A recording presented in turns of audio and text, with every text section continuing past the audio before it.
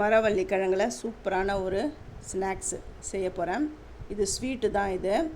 First வந்து மரவள்ளி கிழங்கை நல்லா க்ளீன் பண்ணிவிட்டு அது தோலெல்லாம் எடுத்துகிட்டு இப்படி துருவிட்டு நல்லா அதில் இருக்கிற பாலை பிழிஞ்சி எடுத்துடணும். அதுக்கப்புறம் தேங்காய் துருவல், ஏலக்காய், அப்புறம் இனிப்புக்கு ஏற்ற மாதிரி நாட்டு சர்க்கரையோ இல்லை வெல்லம் திருவி போட்டுக்கோங்க. அப்படி இல்லைன்னா சர்க்கரை கூட போட்டுக்கலாம், அவங்க இஷ்டம்தான். இதை எல்லாத்தையும் போட்டு நல்லா கலந்துக்கணும்.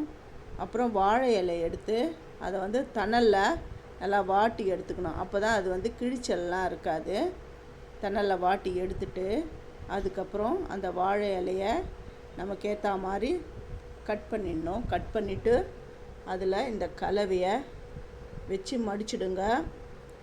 இதுக்கு எந்த அளவுக்கு சர்க்கரை போடணும், அப்புறம் அந்த பால் எப்படி பிழியணும், அந்த மரவள்ளி கிழங்குல அந்த பாலை பிழிஞ்சிட்டு அந்த பாலை கீழே கொட்ட வேணாம். அதில் அல்வா பண்ணால் கூட ரொம்ப நல்லாயிருக்கும்.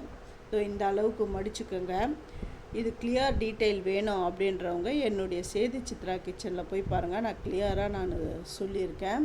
இது எல்லாத்தையும் இட்லி பானையில் வச்சு ஒரு 5 நிமிஷத்துக்கு ஆவி கட்டி எடுக்கணும். இது பாருங்க 5 நிமிஷம் ஆகிடுது. இப்போ நான் இதை எடுத்து பிரித்து காட்டுறேன் பாருங்கள். அவ்வளோ சூப்பராக இருக்குது பாருங்கள், எப்படி இருக்குது பாருங்கள். இது பெரியவங்கள்லேருந்து குழந்தைங்களுக்கு ரொம்ப ரொம்ப பிடிக்கும். இது ஹெல்த்தியான இது ஸ்நாக்ஸும், இது ஸ்வீட் ரெசிபி கூட. இது எடுத்து நான் டேஸ்ட் பண்ணியும் காட்டுறேன் பாருங்கள். சான்ஸே இல்லை, அவ்வளோ சூப்பராக இருக்குது. தேங்க்யூ.